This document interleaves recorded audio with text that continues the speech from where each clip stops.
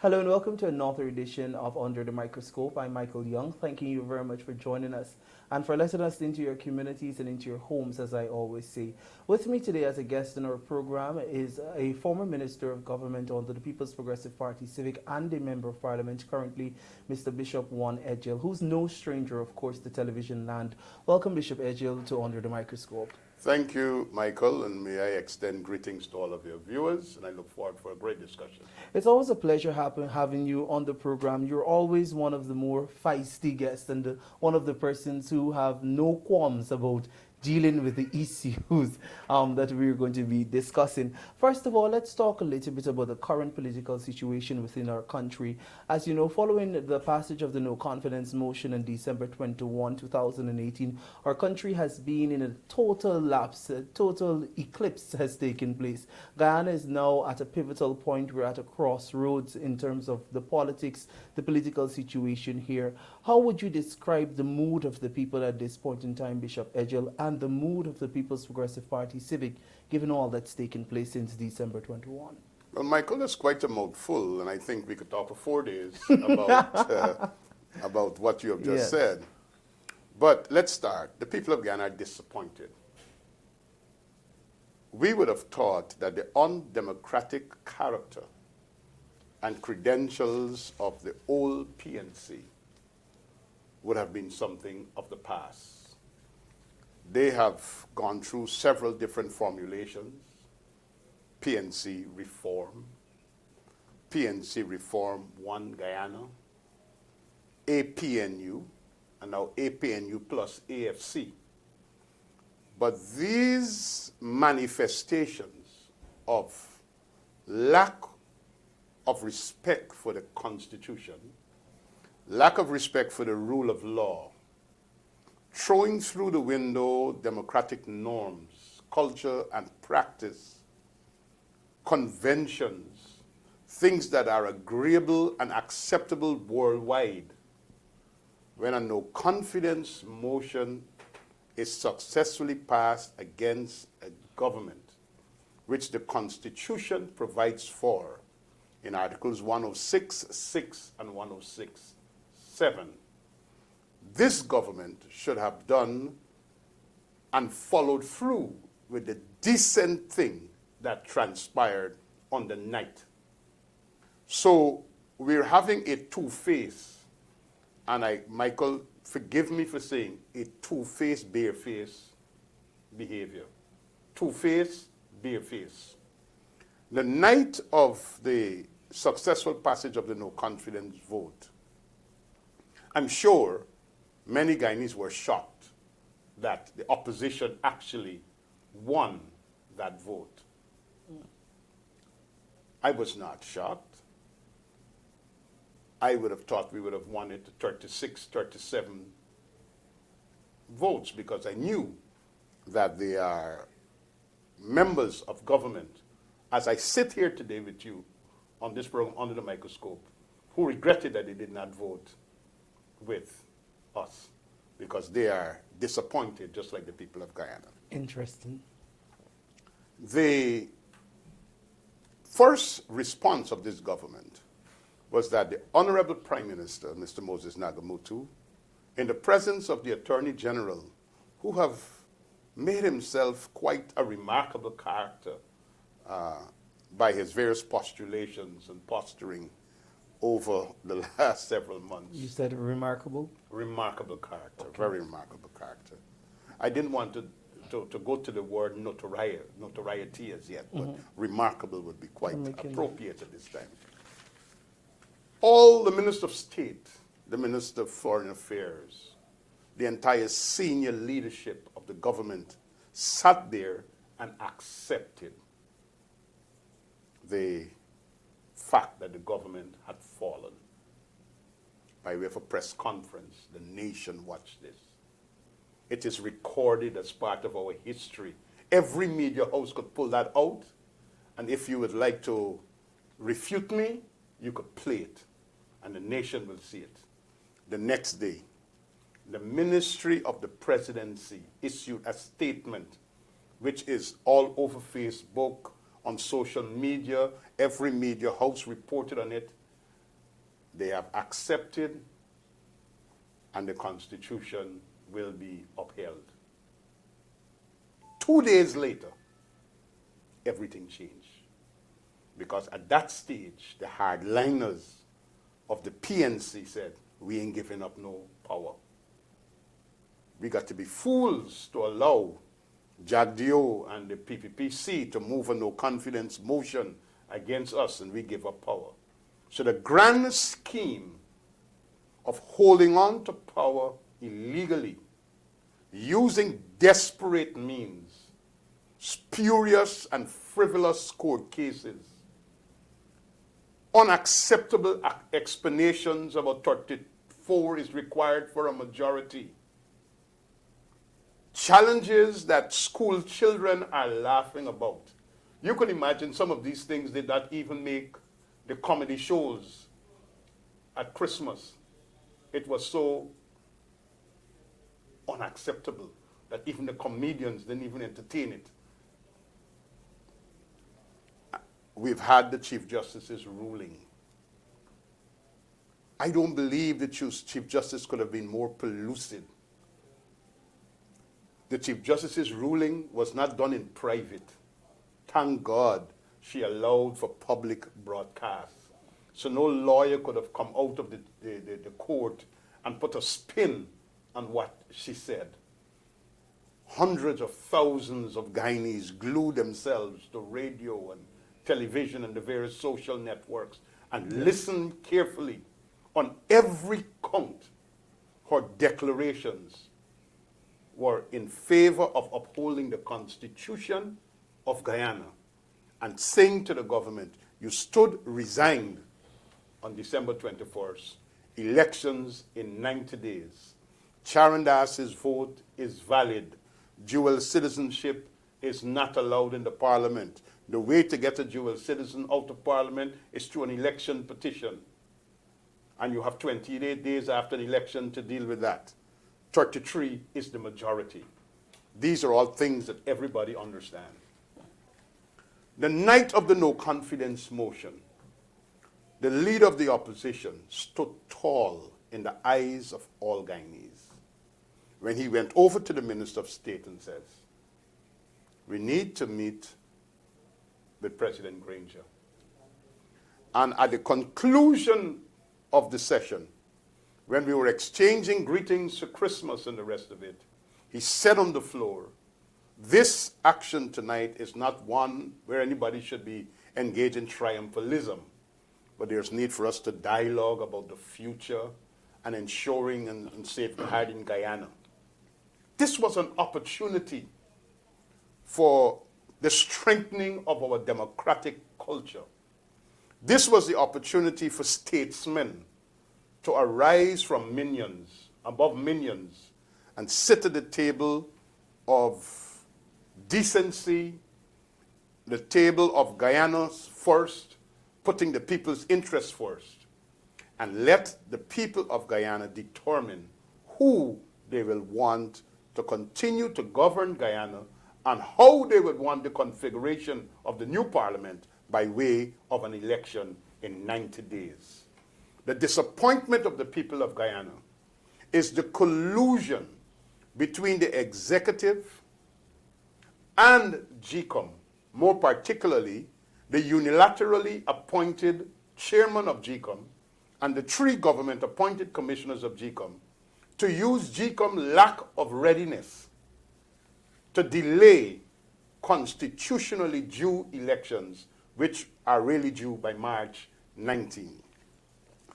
This situation has affected the well-being of the economy. The business sector is talking about a downturn in business. The uncertainty that exists among our young people. Foreign direct investment is threatened. Even the international community has spoken to the concerns about foreign direct investors who want to come to Guyana. And we have no lesser a person than the president himself, who went to a political activity at Vredenhoop, when they opened the party office at Vredenhoek and says, I'm still the president. This is after the Chief Justice's ruling. And I haven't resigned. And I'm not resigning. And everything continues as usual. You know what we call this in Guyana? Pamperzetting. This kind of pamperzetting by the head of state and his merry band of journeymen who are unwilling to give up state power, even though a no confidence motion has been successfully passed against them, is even being condemned by their own supporters. Michael, I have the opportunity as a member of parliament with some amount of assignment from the parliamentary group. I work and interact with people in what can be described as PNC strongholds. Georgetown, Yes. Linden, Kokwani, New Amsterdam, Mocha, the East Coast. And I don't understand if Mr. Granger and Mr. Harmon and all of the diehard PNCites are not understanding that their own supporters are ashamed of their behavior. Listen, it is no secret that I support the People's Progressive Party Civic. So when people see me in their communities, they know that I am PPPC. And they're calling out to me to say, man, what are these people doing, Edghill? Yeah, try to do something now. The barber shop is bare. The nails technician is not getting work. The loggers, their microwave is being seized. The taxi drivers are complaining when you get a drop for the day. These guys don't put gasoline to go to work. They wait until they get customers. Then they go to the gas station. You know why? They're not sure if they invest the $3,000 in gasoline, they will even make it back for the day. When they get a customer, then they go put in some gas. They get another customer, they put in some gas. That's what they're explaining to me. This is the real situation. No, just Bishop Edghill, just let me be the devil's advocate. I've made this. Please don't be the devil, though. No, I wouldn't. I've made this point in several other programs. GCOM is saying they do not have the budgetary allocation to host elections this year. GCOM is also saying that they need over more than 100 days to prepare for an election that is credible and of international standards. GCOM is also saying that they cannot on their own pick up themselves and start to prepare for an election. This preceded, of course, the letter from the president. I don't know whether to say the first or the second letter. But they were unable constitutionally, according to the argumentation put forward by the CEO and the chairman and the government commissioners, to do all of these things. That is GCOM's position. This is what you call... And just to point out to you, too, the chairman has said that his integrity remains intact and that he cannot be bought or will not be politically tugged anywhere. He will make decisions that are in the interest, Mr. Edghill, of the people of Guyana. Can you respond to those Michael, I generally, in my political engagement, stay away from attacking the person and character of people. I like to deal with the issues. Yes. But I will deal with this matter, and when I'm finished dealing with it, the people of Guyana will determine if there's any integrity standing there. Okay. There was a no confidence motion. GCOM did not meet. The first thing that ought to have happened when there's a passage of a no confidence motion, an election in 90 days, the chairman of GCOM should have summoned an emergency meeting of the commission. He said he was unwell, sir. Well, the chairman of GCOM remained unwell until it became public notice that he was well and well engaged at well places. The chairman of GCOM remained unwell until the leader of the opposition, 18 days after, had an engagement with the president. I was part of that delegation. At that meeting, a decision was made for the government chief whip and the opposition chief whip to check with GCOM about their readiness for an election. You know what they were supposed to be saying? Since December 24th, we have done the following things to ensure that there's an election by March 19. Yes. You know what we heard? The chief elections officer saying he can't go forward with that request until the unwell chairman returns to work. When the unwell chairman returns to work, whether he was well or still unwell while he was at work, it became a bureaucracy and time delays about when the meeting will take place and all the rest of it. This is what you call choreography based upon a design for a particular outcome. No elections by March 19. And if you want to tell me your integrity remains intact, and you swore to uphold this Constitution of Guyana when you took your oath of office, even when you were unilaterally appointed by the president, which is something that if your integrity should remain intact, you should have refused the unilateral appointment, because you know the history of Guyana and why there was need for an independent chairman at GCOM in the first instance. 18 Guyanese submitted themselves to public scrutiny and ridicule by the president of being deemed not fit and proper, and someone who was engaged with the executive as an advisor to the Attorney General while all of that was going on, emerged as the most fit and proper chairman to take the office and took an oath to uphold the Constitution. Well, having said all of that, and you took the oath and you upholded this Constitution, you knew that the Constitution said, on the successful passage of a no-confidence vote, elections. Demonstrate that even if you were home on sick leave, you sent a letter, an email, or a phone call to the GCOM's chief election officer. Get the secretariat to start preparing for elections so that when I come out from my sick leave, we can deal with this matter expeditiously. Mm-hmm. If you want your integrity to remain intact, I challenge you, produce for public consumption an email, a letter, or to get the testimony of anyone from GCOM that you give instructions to start putting in place all of the administrative things for the successful hosting of an election by March 19. It does not exist. As a matter of fact, we have heard from one excuse after another excuse. Yes. Listen to the excuses.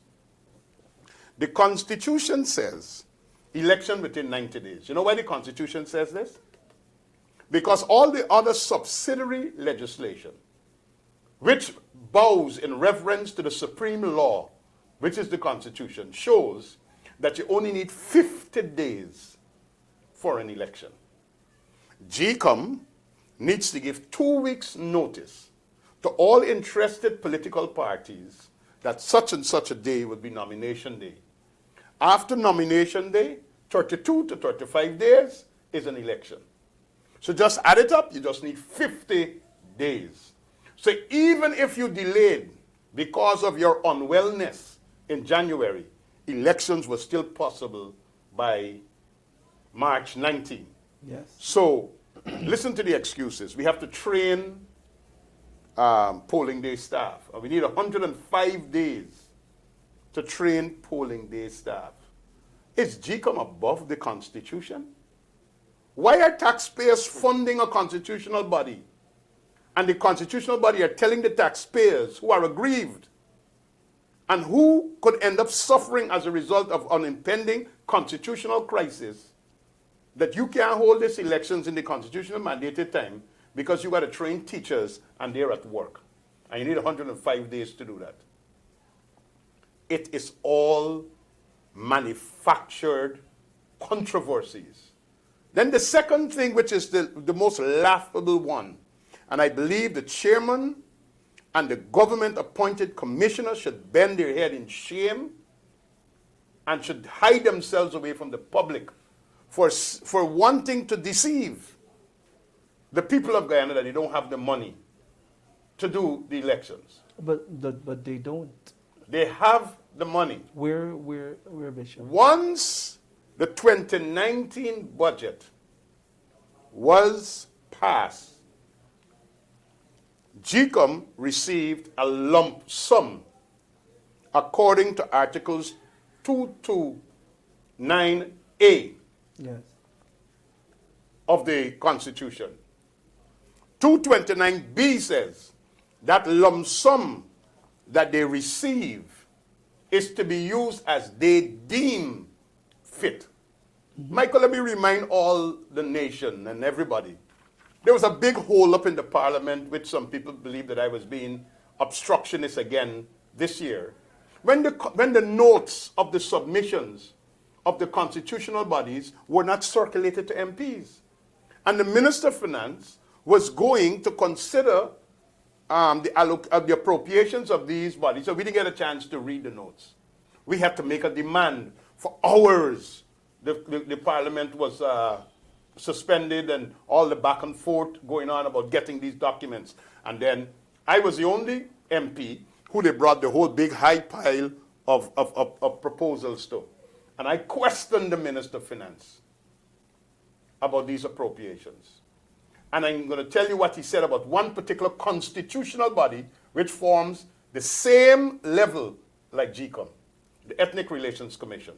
Because there was a letter that was sent to the Speaker complaining that the proposed sum that the Minister of Finance is approving for the Ethnic Relations Commission could only pay staff and utilities. They wouldn't have any money for operational purposes.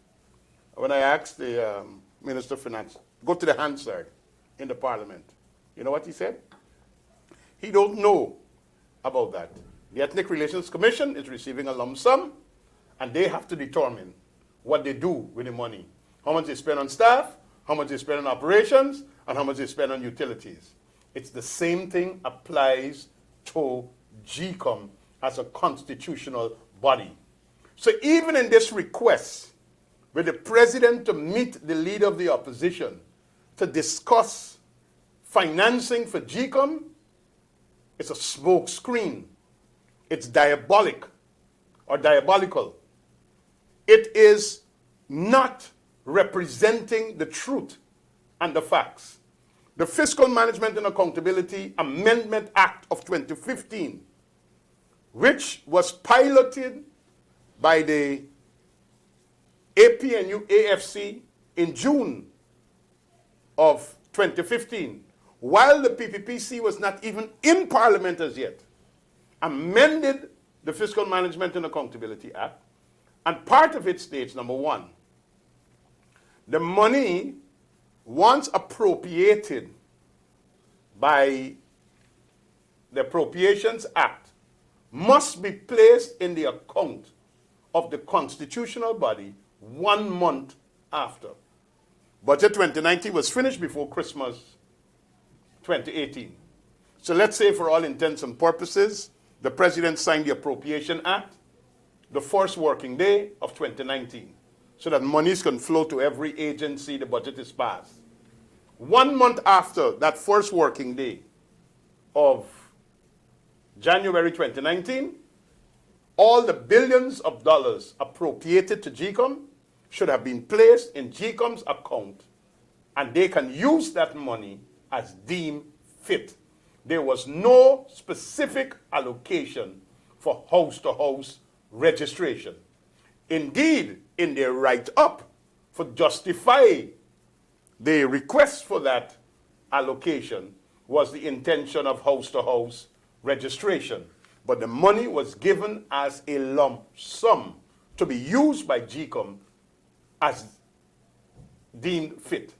When the budget was passed, before the no confidence motion, house-to-house registration could have been a consideration.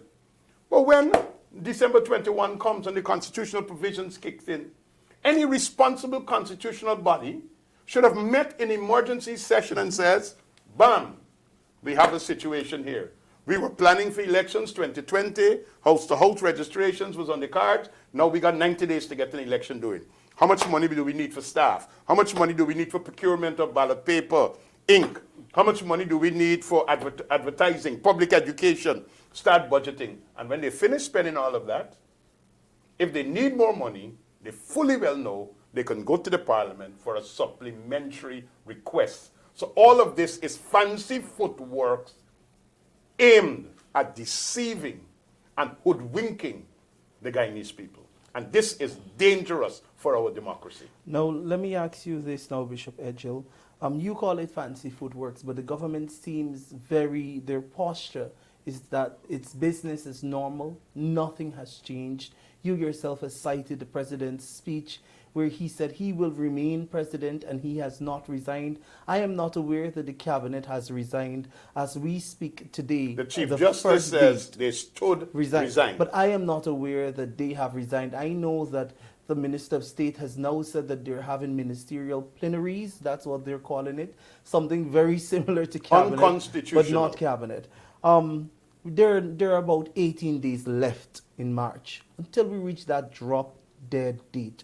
What will be your posture as an MP after March 19? What do you anticipate or think, given all that you've heard the General Secretary of the PPP say, will be the posture of the PPP? And while you will answer those two things, I also want you to think about the fact that there has been a call for former President Granger, who's now the opposition leader, to demonstrate quote-unquote statesmanship and meet with the president to avoid what is now being called a constitutional conundrum. Well, those who are describing that and calling for statesmanship on the part of the leader of the opposition are those who are afraid to speak the truth. The president is an executive president. He's not a titular president. He has a responsibility. You can't be a missing president. You can't be an absent president. You can't be a silent president. You can't be a non-functional president. You are an executive president. It's not Granger who's running Guyana. It is the president. The responsibility to ensure the well-being of this nation, to ensure that the Constitution is upheld, to ensure that our country observes democratic norms, starts with the head of state, which is the president. And you and I know that the president largely have been behaving like he's in a bubble. You cannot undo December 21st. You went to court to undo December 21st. January 31st, the Chief Justice says here, what happened on December 21st stands. So you pretended as if nothing happened January 24th. You go to the court fooling the people that you could get that overturned. The Chief Justice says December 21st, no confidence motion, stands. This is January 31st. And then you go and says, well, nobody with the Chief Justice. We're going to carry this all the way to the CCJ. You go to the Court of Appeal. You apply for a stay. Stay what? The Chief Justice didn't rule. She made declarations. And all the legal people have been explaining that you don't stay declarations, you stay rulings. The Court of Appeal has now refused to grant a stay in conservatory order. The Attorney General is reported now in the media as saying the Constitution is wrong. So he's prepared to rewrite the Constitution. You know what it means? It's like someone who's reading the Bible and the word is truth. And when you read it, something that you don't agree to say, no, scratching out that part. It's either you believe the Bible or you don't believe the Bible. It's either we upholding this Constitution or we not. As an MP, I have to have this. Every MP, when they entered Parliament, one of the first things you were given by the Clerk of the National Assembly is a Constitution, because we are lawmakers. And we have to know what the Constitution says. We are sworn to uphold the Constitution. But let me just say this. I said earlier, the undemocratic character and credentials of the PNC is what is showing up here. Yes. You had a minister at Congress Place that has been widely circulated. No house-to-house registration, no elections, war in Region 1, War in Region 2. I'm sure you saw that, and the people that are listening to your program saw it. Did the president say anything? This is a member of your government declaring war. House-to-house registration, intending to delay constitutionally due elections, according to Articles 106 and 107, 106, 6 and 7 of the Constitution. And one of your own ministers is declaring war, making demands. You could imagine the government, including the Minister of Public Security and other ministers of the government, went to GCOM to put pressure on GCOM, saying, no house-to-house registration, no elections. It is desperation. These are people who are desperate to hold on to power. The gravy train, as Mr. Harmon used to talk before he went into government, the gravy train is so sweet for them and their elite small group of friends and family. They don't want to give up power. But you know something? March 19,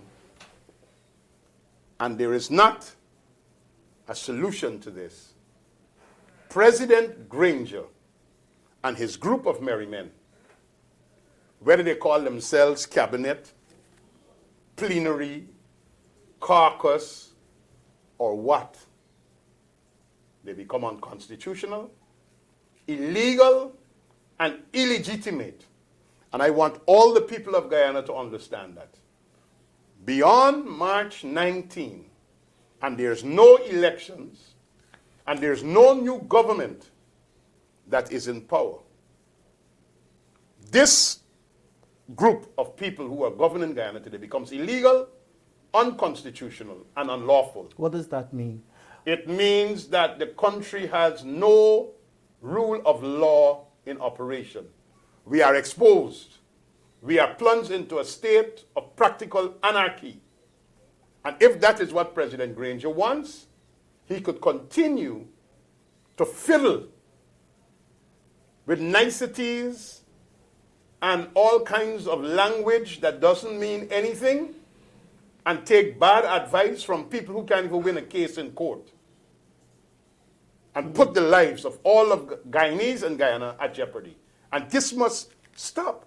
You know what the president needs to say? Bar Jagdeo, leader of the opposition, PPPC, parliamentary opposition, we have not done well. We thought we would have got some redress in the courts and we could have stopped the clock. But the reality is the law is against us. We can't hold an election in 18 days. We are respectfully requesting of you an extension for 2 weeks or an extension for 3 weeks.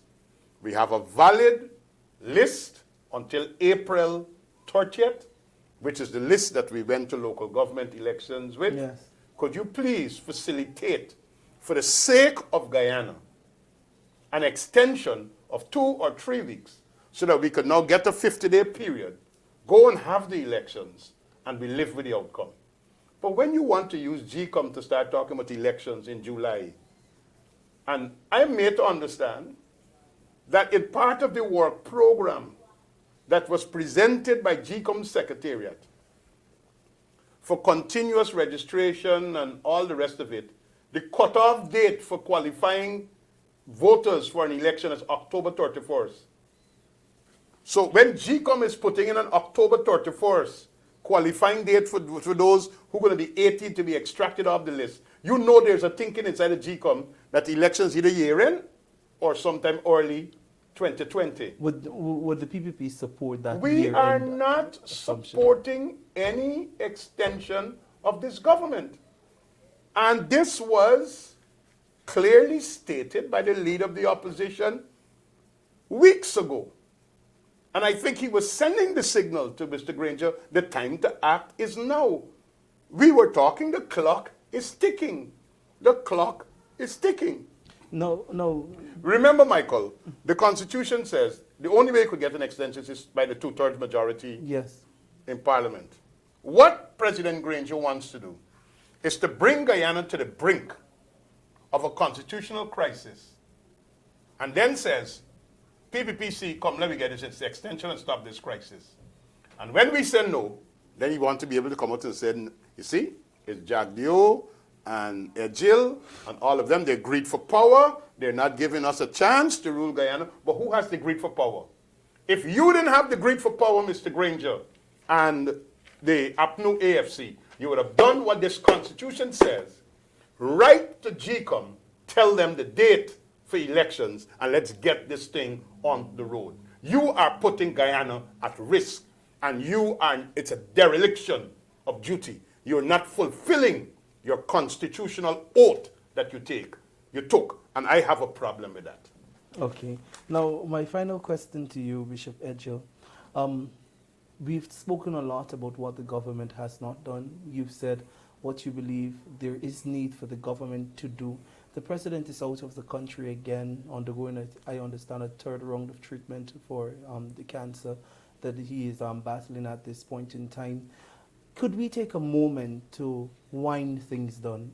Do you think that the PPP is in a position to meet in a sober environment once there is mutual respect, once there is understanding, and once there is trust to work this thing out before we reach that drop-dead deadline, before we reach the pinnacle of there having to be political grandstanding and all of that? Is the party at this point in time still open, not to have discussions on election matters like that was proposed, but to have a sober discussion on the date for elections? I attended the January meeting with Dr. Bar Jagdio and my colleagues. Yes. And I'm speaking now firsthand. I did several programs after that meeting. Yes. And I brought to the nation's attention inaccuracies that were being peddled by the government as it relates to that meeting, about what President Jagdio agreed to and all the rest of it. As a matter of fact, when we left that meeting, by the time we got to the office of the leader of the opposition, the president had already spoken to the nation and broadcasted how we had this meeting and everything is bright and beautiful and GCOM and all the fancy things. And we agreed in the meeting that the two sides will meet to work out a statement that took almost 36 hours to agree on. Irfan Ali and Anandalal, Joe Harmon and Raphael Trotman. Before we could even get the statement, the communique from the meeting out, the president had already put a spin. The leader of the opposition went to a press conference and he brought what were our perspective to the public notice. I would say we in the PPPC are reasonable, rational, responsible, patriots. We are nationalists. We are people who want to see Guyana develop. We have offered ourselves as the next government, and we will not do anything to damage Guyanese and Guyana. But we want to see reciprocal behavior coming from the government. This bullyish, braggart, pamphleting, let me see what's going to happen. The language of the Basil Williamses of this world and the Joe Harmons of this world, but you don't hear too much from the president and the rest of it. But this kind of a behavior is not the tone and the environment that a government that has been defeated should be engaged in. You know what the Constitution says in 106 and 107? They refer to the government as a defeated government, notwithstanding its defeat. So the president is a defeated president. The government is a defeated government. And you behaving like if you got the right to sign new agreements. You could imagine the Minister of State sending instructions to the public service commission about appointing people into positions after you're defeated. You raising the threshold, giving out 218 contracts of roads, putting people who are unqualified to do work so they could flush money through the system. You're raising campaign financing. You're carrying 19 ministers to let them on a cabinet, supposedly cabinet outreach, and you have a minister on record begging for a vote, and you say it's not campaigning. You're promising a $4 billion airport, U.S. airport at Lethem. The minister of public infrastructure himself has never come back and said that he had made a mistake. So it's still on the record as a $4 billion U.S. Airport. To me, it's 150 million. But in Lethem, you go to Fully Amarin by telling you building a $4 billion U.S. regional airport. You're paving the road to Lethem. Things that would not happen before election, but you're just spinning things. And then you have the DPI, yes, the Department of Public Information, which I complained about in the Parliament and our funding for it, on Facebook, attacking members of the opposition, slandering the leader of the opposition, putting out statements that could really create tensions and in race relations, and all of that is happening, and you're saying that you're responsible. So you can't be hiding behind the curtain. Your face is showing, and then you're denying that you're not there. You know, when people hide behind the curtain and they're peeping out in the street, and the man says, I'm seeing you. I'm seeing, no, I'm not there. But when you say you're not there, it's because you know you're there, and we are hearing you, and we are seeing you. So all that this government is trying to say, hiding behind the curtain, but their face is showing, we are seeing their hands, we know their machinations, we know their maneuvers, we are seeing what they're doing, we are tracking them across the regions, we know what they're telling people, they're giving out land in the mines, left, right, and center to people just to be able to curry favor. And the people who live in the mines all these years are not getting the letters and the land titles. You're going to promise people playground, and you're going to fence the playground, and you're putting in hard court. All the things. Where are you getting this money from? You are a defeated government. You should have set the date for elections and go there with your manifesto, not using the state mechanisms. And there are people, Michael, I have to admit, there are people who have asked me after March 19, should they continue to allow these ministers to drive all these fancy vehicles and use the offices and so on? I have said I don't know. Because people are becoming very concerned about that, and I don't know what the people will do. I don't know what the people will do. But I'm saying, if there is any modicum of decency and righteousness, as they claim in them, then come to the drawing board as a defeated government to an opposition who has defeated you in the parliament, and not coming with bullyish tactics, reasonableness, in a rational, safe environment. Let's talk about how we can get a credible election and let the people of Guyana decide. And that is where the crux of the matter is. Well, thank you very much, Bishop Edghill, for joining me on Under the Microscope, and thank you very much, viewers. We'll have more discussions like these as we progress, as the clock ticks until March 19. I'm Michael Young. Thank you again, Bishop. Have a wonderful rest of the day. Goodbye.